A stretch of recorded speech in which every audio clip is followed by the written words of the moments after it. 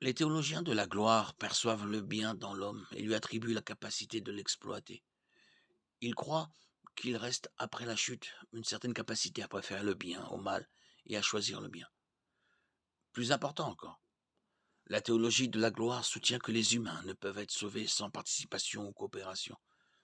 Il s'agit en fait du débat classique entre les œuvres et la foi, longtemps alimenté par une mauvaise compréhension de certains passages du livre de Jacques.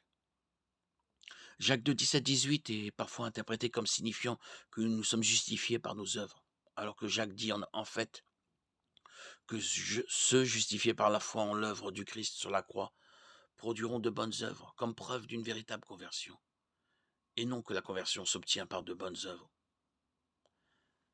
Il convient de noter que la théologie de la croix n'est pas l'idée sentimentale selon laquelle Jésus est plus attirant pour nous parce qu'il s'identifie à nos épreuves et à nos tribulations. S'il est vrai que Jésus s'est identifié à nos souffrances, celles-ci ne sont pas pour autant rendues plus nobles. Notre souffrance est le résultat de la chute de l'humanité dans le péché. Alors que la souffrance de Jésus était celle d'un agneau innocent tué pour le péché des autres et non pour le sien.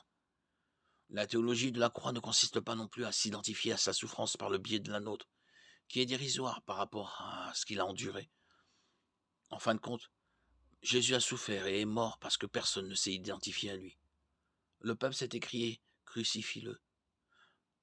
L'un de ses disciples l'a trahi, un autre l'a renié 3 fois, et les autres l'ont abandonné, se sont enfuis. Il est mort, seul, abandonné, même par Dieu.